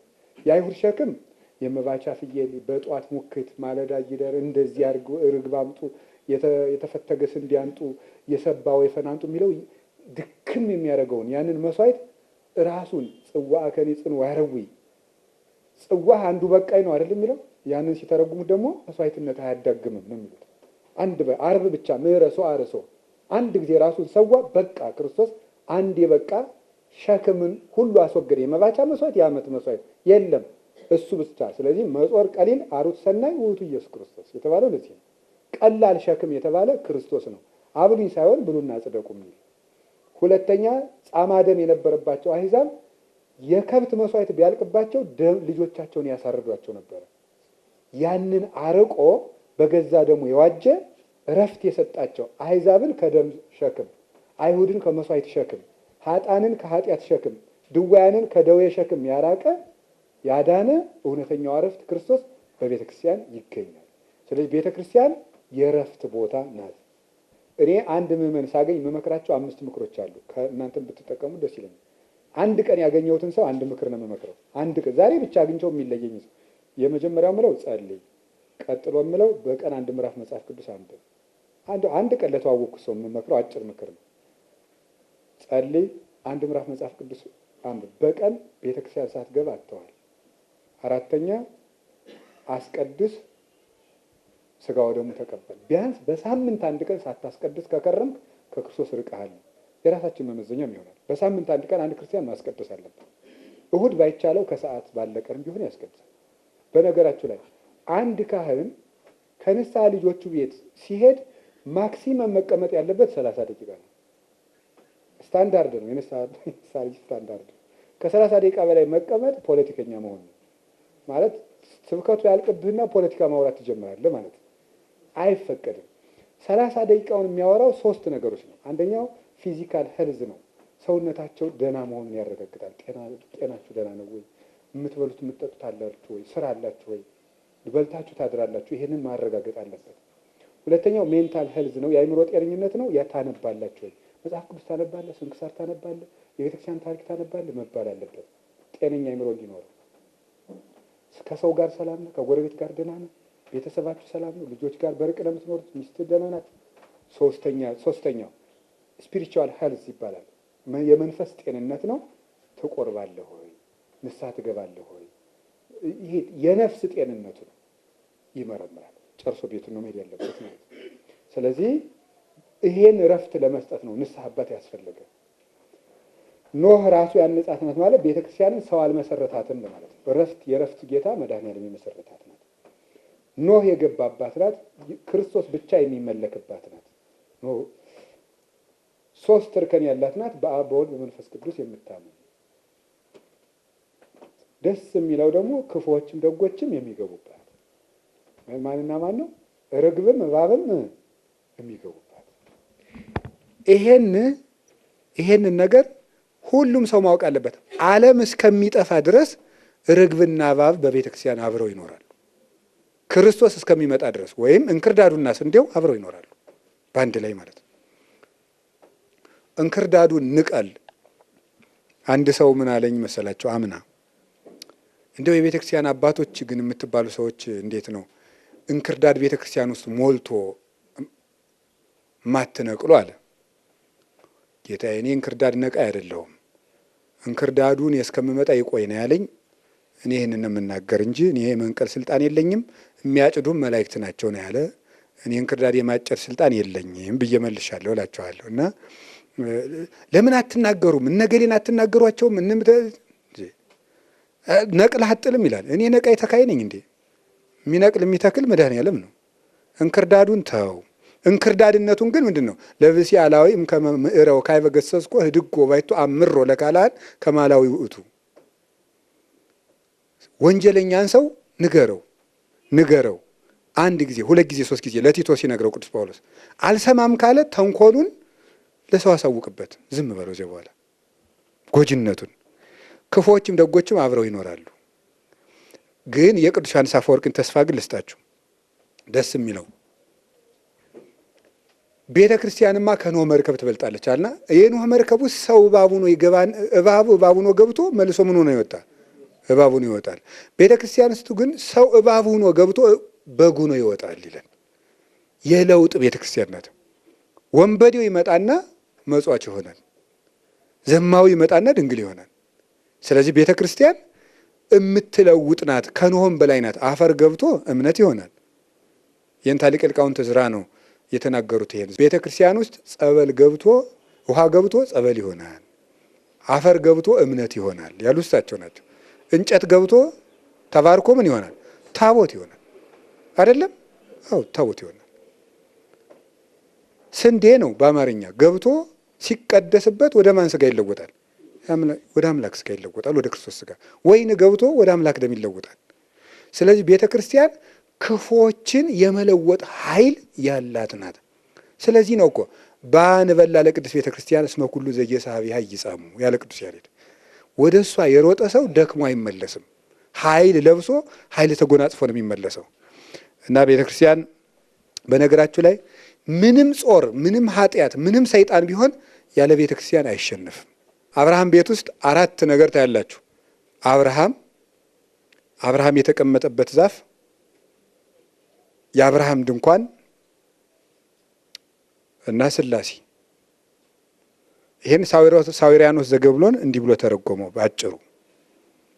ሰለስተ ደው አቡነ አብርሃም እንዛሃሎ ታይተ ዕፀ ድርስ በመንበር ዲበዳስ ሪዮ አሐተ መለኮተ ወሐተ ክብረ ሥላሴ እመሰ ባይነ ምሕረትከ ትነጽረኒ ኢትጣደው ለገብርከ ሰለስቱ እደው ወዕፀ ድርስ ወዳስ ወአብርሃም። ምናማን ናቸው አለ? ሰለስቱ እደው ሥላሴ፣ አብርሃም ምእመናን ይወክላል። ዕፀ ድርስ ወይም መምር የሚባለው መስቀል፣ ዳሷ ቤተ ክርስቲያን ናት አለ። ቅዱስ ሳዊሪያኖስ ዘገብሎን የሚባል ሊቅ ነው እንዲህ ብሎ የተረጎመው። ተረፈ ቄርሎስ የሚባል መጽሐፍ ላይ ታገኙታላችሁ ማለት ነው። ስለዚህ ምንድን ነው ያለ? አብርሃም ቤት ውስጥ ኦሪት ዘፍጥረት ምዕራፍ 18ን ቁጭ አድርጎ ተረጎማት ማለት ነው። አብርሃም ምእመን ነው። የአብርሃም ድንኳን ቤተ ክርስቲያን ናት። ዛፉ መስቀል ነው። ሶስቱ አካላት ሶስቱ ሥላሴ ናቸው። ለቤተ ክርስቲያን ሥላሴ አናቅጽሃ አንትሙ ሱራፌልኒ በቅዳሴሆሙ ያእምሩ ግጻዌክሙ ያለው ይህንን ነው ማለት ነው። ለቤተ ክርስቲያን ሥላሴ አናቅጽሃ አንትሙ፣ የቤተ ክርስቲያን በሮቿ ሥላሴን የሚወክሉ ናቸው። ስለዚህ ስትገቡ ወደ ሥላሴ እየገባችሁ እንደሆነ ይሰማቸዋል።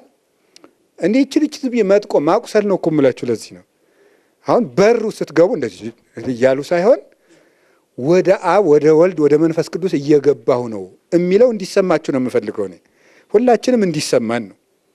ወደ ቤተክርስቲያኑ በር ስንገባ ወደ አብ ወደ ወልድ ወደ መንፈስ ቅዱስ እየገባን ነው ብለን ማሰብ አለብን። ያዘው ማመን ማለት። ስለዚህ አብርሃም እች ቤተክርስቲያን አብን ሳረራ አብ ቀዲሙ ባል ነው በዚያ ኑራለች። ይስሐቅን የሰዋበት ተራራም ምንድን ነው ያለው? ያህዌ ይርኢ ብሎ በዕብራይስጡ የጠራው ምንድን ነው? ደብረ አስተርእዮ ማለት ነው። ወደኛ ሲመጣ የመገለጥ ተራራ ብሎታል። ይስሐቅን የሰዋበትን ቦታ እቺ ቤተክርስቲያንም የመገለጥ ተራራ ናት። ብዙ ቅዱሳን ጎርጎርዮስ ዘኑሲስ ቀድሶ ሲጨርስ ሲፈትተው ጌታ በሕፃን አምሳል ይገለጥለት ስለነበረ አቅፎ ጌታን አቅፎ ሲያለቅስ ሲደሰት ቆይቶ ቅዳሴው ረዝሞ ተቀሰፈ ይሆን እያሉ ህዝቡ ሲወጣ ሲሉ ይወጣ ነበር በፍቅሩ እሳት እየነደደ። ስለዚህ ክርስቶስ በቤተ መቅደስ ይገለጣል፣ ይታያል፣ ዛሬም አለ። ቤቴልና ደብተራ ብርሃን የቤተ ክርስቲያን ምሳሌዎች ናቸው። ቤቴል የሚለው ያዕቆብ በፍኖተ ሎዛ መሰላል ያየበት ኦሪት ዘፍጥረት ምዕራፍ 28 ቁጥር 17 ላይ ያለው ማለት ነው። የያዕቆብ መሰላል በድንግል ማርያም ትመሰላለች እንደምታውቁት ነው። ስለ ድንግል ማርያም በሚመሰልበት ስለ ድንግል ማርያም እነጋገራለን። በነገረ ማርያም ግን እንደው ዛሬም ብንጠራት ጥሩ።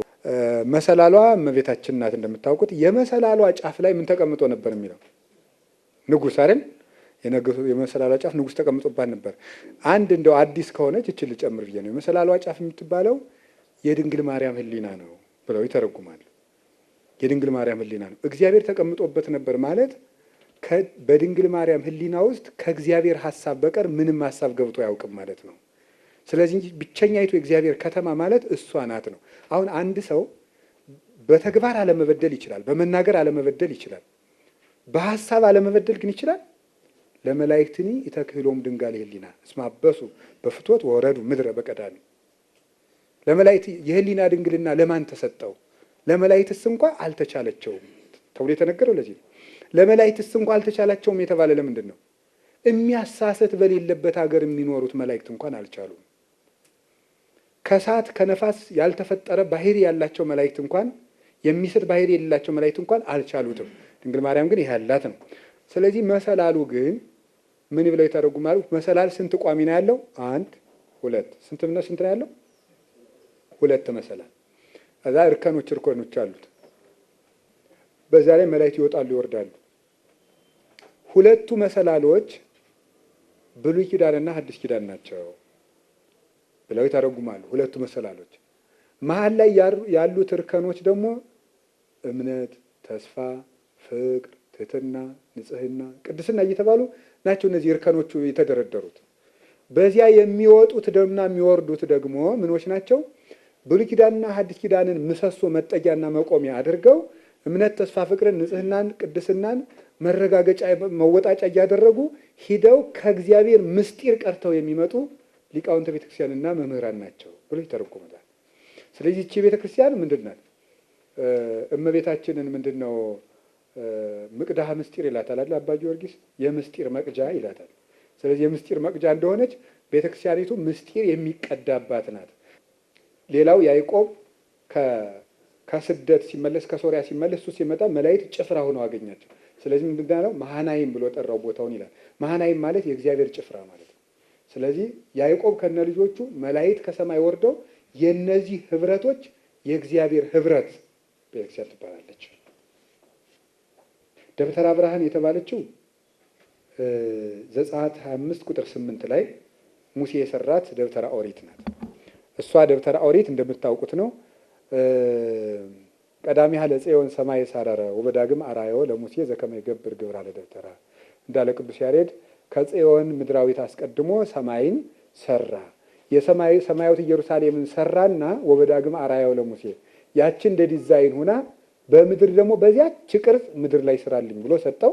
አራያዋን ቅድም ተነጋግረንበታል፣ መሄድ አያስፈልግም ማለት። ስለዚህ የሙሴ እሷ ናት። እንደው ልታዩት የሚያስፈልገው አንድ ደስ የሚል ነገር አለ። ኦሪት ዘጸአት ምዕራፍ 36 ላይ ደብተራ ኦሪት ስትሰራ ሁሉም ሰው ያለውን ያምጣ ብሎ ነበር ሙሴ። ቤተ ክርስቲያን ሙሴና አሮን የሚጨርሷት አይደለችም። እነማን ጭምር ነው? ጉትቻ ያለው ጉትቻውን፣ አምባር ያለው አምባሩን፣ እግሩ ላይ ያሰረው ነገር ያለው እግሩ፣ ገመድ ያለው ገመዱን፣ ልጥ ያለው ልጡን አምጥቶ ተሰራች። እና የቤተ ክርስቲያን ሊቃውንት ዘጸአትን ሲያብራሩ የሚሉት ምንድን ነው የሚሉት? ይሄ ማለት ቤተ ክርስቲያን በምዕመናን ጭምር ህብረት የምትቆም ናት፣ እኛ ብቻ የምንጨርሳት አይደለችም ነው። እና ልነግራችሁ የፈለግኩት ለምንድን ነው? ህብረቱ እየቆመ ነው። ምዕመናንም ያስፈልጉናል፣ ወጣቶች ያስፈልጉናል። ወጣት የሌላት ቤተክርስቲያን ደግሞ ባዶ ናት፣ አትሻገርም ዘመኑ። አሁን ነገ ሁሉም ያለውን አምጣ። ኮምፒውተር የምታውቀው ና ቤተክርስቲያን ውስጥ ግባና ስራ። ኢንጂነሪንግ የምታውቀው ና ስራ እዚህ። ጂኦግራፊ የምታውቀው ና ስራ። ሙያ ያለ ሁሉ መክሊትህን ይዘና መባል አለበት። ቤተክርስቲያን ለዚህ የተዘጋጀ የመክሊት ቦታ ሊኖራት ይገባል። ሙሴ ያደረገው እንደዚያ ነው። እና ምንድነው ማለዳም ሁሉም ያላቸውን እየያዙ ይመጡ ነበር ይላል ዘጸአት 36 ላይ። ደስ ይለኛል ይሄ ማለዳ የሚለውን ሊቃውንት ሲተረጉም ማለዳ ከቀኑ ቀድሞ ነውና ከሁሉ አስቀድመው ለእግዚአብሔር ይሰጡ ነበር። ቅድሚያ ለእግዚአብሔር መስጠት ማለትና ቅድሚያ ለእግዚአብሔር የሚሰጥባት ቤተክርስቲያን ናት ይቺ ቤተክርስቲያን ማለት ነው። በዚያ ላይ ምን ከቦ ነበር? ደመና ከቦ ይታይ ነበር። መንፈስ ቅዱስ ከቤተክርስቲያን አይለይም። አግናጤዎስ ምጡ ዘአንጾኪያ ሲናገር መንፈስ ቅዱስ የት ነው ካልከኝ ቤተክርስቲያን ያቻትልህ ይላል። ስለዚህ መንፈስ ቅዱስ የት ነው ካልከኝ እዚህ ነው ያለልህ። ቤተክርስቲያንን ማየት የሙሴን ደብተራ ማየት ደመናውን ማየት ነበረ። ቤተክርስቲያንን ማየትም መንፈስ ቅዱስን ማየት ነው። አሁን ቤተክርስቲያን ዋካ ውይይት ወብራን የምንላት ምን ሆና ነው የሚለውን ለመናገር መጀመሪያ ምንድነው ፈቅድ ምንድነው ቅዱስ ዮሐንስ አፈወርቅ ያለው እትናገር ሐሳረነ ዘቀዳሚ ከመይታወቅ ክብር ዘወሃበን እግዚአብሔር ይዜ እግዚአብሔር ዛሬ የሰጠን ክብር እንዲታወቅ የቀድሞ ውርደታችን ምን ልናገር እፈልጋለሁ ይላል ቅዱስ ዮሐንስ አፈወርቅ። እና ይሄ ምንድነው? እግዚአብሔር እንግዲህ ዓለምን በፈቃዱ ፈጠረ። ታውቁታላችሁ። ሰውን ባሪያው በአምሳሉ ፈጠረ። ሳይሳሳ መልኩን ሰጥቶ ፈጠረው። በፍጥረታት ላይ ያሰለጠነው። ኃይሉ ከመላእክትን ሰጠው። እስትንፋስን እፍ ብሎ ጸጋን ሁሉ አሳደረበት። ባሪያው በአምሳሉ አከናውኖ ሰጠው። ምድርን አዘጋጀለት። በመላእክት አጠረው። ጸጋን ሰጠው። አዋቂ ሰጠው። ምርጫን፣ ሕይወትን፣ እውቀትን፣ ክህሎትን ሰጠው። እነዚህ ለአዳም የተሰጡ መሰረታዊ የነገረ ድነት መሰረቶች ናቸው። ክሂል፣ ምርጫ፣ ሶስተኛው ደግሞ ምንድነው? እውቀት። እነዚህ ሶስቱ እግዚአብሔር አዳም እንደሚወድቅ እያወቀ ለምን ፈጠረው ሲባል ይሄንን እንደሚሰጠው ስላወቀ ምን ሰጥቶታል? ምርጫ ሰጥቶታል። አዳምን ማንም አላስገደደውም። ስለዚህ መምረጥ የሚችል ሁለተኛ አንድን ነገር የማድረግም ያለማድረግም ችሎታ ሰጥቶታል። ሶስተኛ ክፉና በጎን ለይቶ የሚያውቅበት አይምሮ ሰጥቶታል። እውቀት፣ ምርጫና ክህሎት ከተሰጠው አዳም ምክንያት የለውም። እግዚአብሔር ለምን ፈጠረኝ ሲኦል እንደምገባ እያወቁ ማለት ሎጂካሊ ያልሆነ ጥያቄ ነው ብላችሁ እንድትመልሱ ነው። ሃይማኖት የሌለው ሰው መጥቶ የሚጠይቃችሁ ሶስቱ ተሰጥተዋል። ሲጀመር ደግሞ ሲሰጥህ ደስ ብሎ ከተቀበልክ፣ ሲፈርድብህ መቃወም ፍርድም አጓደል። ሲምርህ ደስ ካለ ሲፈርድብህም እሺ ብለህ መቀበል አለብህ። ሎጂክ በራሱ ይሄ ነው፣ ሌላ የለም። ስለዚህ ምንድን ነው እንዲህ አድርጎ ፈረደበት። አዳም ሲወድቅ እግዚአብሔር ፈረደበት። ምክንያቱም እንደ ቅዱስ ዮሐንስ አፈወርቅ አዳም ባለጌ ልጅ ይሆናል ማለት ባለጌ ልጅ ሲያጠፋ ካልተቆነጠጠ ምን ያደርጋል? ቀጥሎ ቢወዱት ነው እንጂ ነገሬን ብሎ ይቀጥልበታል ማለት ነው። ወይ አላወቁብኝም ብሎ ይቀጥላል። ስለዚህ አዳም ወይ ባያውቅብኝ ነው ወይ ደግሞ ከኔ የተሻለ ፍጥረት ባይኖረው ነው እንጂ የተወኝ ብሎ እንዳይበላሽ ቆነጠጠው፣ አስወጣው። በምህረቱ ደግሞ ቃል ኪዳን ገባለት። ትንቢት አናገረ፣ ሱባኤ አስቆጠረ። ዓለም በዚህ ሁኔታ ውስጥ በጣም ብዙ መከራ አሳልፏል። በስጋው ይሞታል፣ በስጋው ደዌ ያለበት፣ ረሃብ አለበት፣ ጦርነት አለበት፣ ራስ ወዳድነት አለበት፣ ግፍ አለበት፣ የደም መፍሰስ፣ ይሄ ሁሉ መከራ ነበረበት። ሞትንም ሞቷል። እንደምታውቁት የነፍስ ክብሯ እውቀት ነው። ስለዚህ ሰው ምን አደረገ? እውቀቱን ሲያጣ ወኮነ ከምን አለ ዳዊት?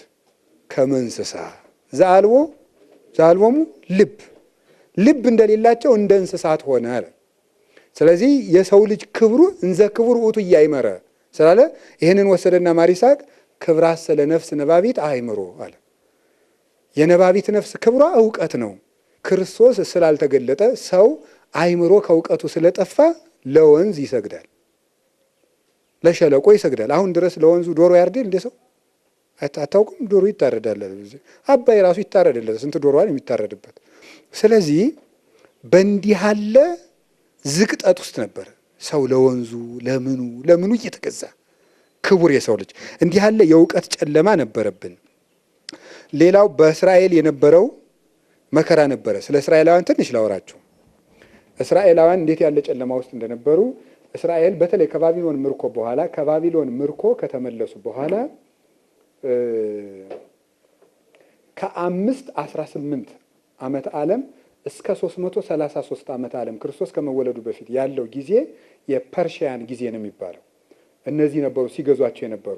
በኋላ ከሰባው ዘመን ምርኮ በኋላ ወደ ኢየሩሳሌም ሲመለሱ በዘሩባቤል መቅደሱ ከተሰራ በኋላ በነዝራ ነህሚያ ዝራ ነህሚያ ካህኑ ዝራ ቤተ መቅደሱን ሰርተው ሃይማኖት አቅንተው ኢየሩሳሌምን በ52 ቀን ገንብተው ካኖሯቸው በኋላም የፐርሺያን ግዛት ያው በሀገራቸው ሆነው ይገዛሉ ነው እንጂ አልቆመላቸውም ነበረ። በ333 ዓመተ ዓለም አካባቢ ደግሞ 32 33 የሚሉ አሉ፣ ችግር የለውም።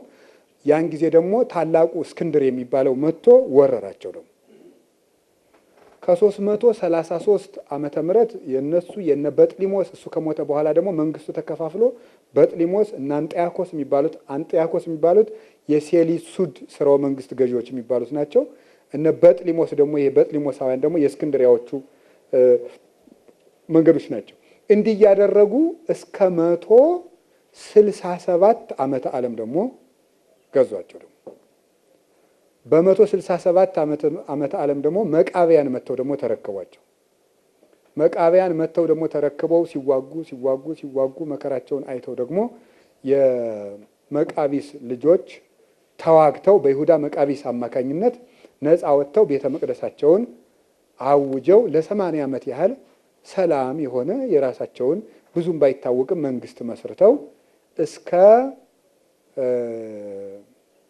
ከግሪካውያን አገዛዝ እስከ 67 ዓመተ ዓለም ድረስ በሰላም ትንሽ ኖሩ። በ67 እንግዲህ መላው ግን የመከራ ጉዞ ነው። አያችሁ አይደል? 215 ዓመት የት ግብጽ ተገዝተዋል። ከዚያ በኋላ ደግሞ በዘመነ መሳፍንት የተፈራረቁ ፍልስጤማውያን አሰቃይተዋቸዋል።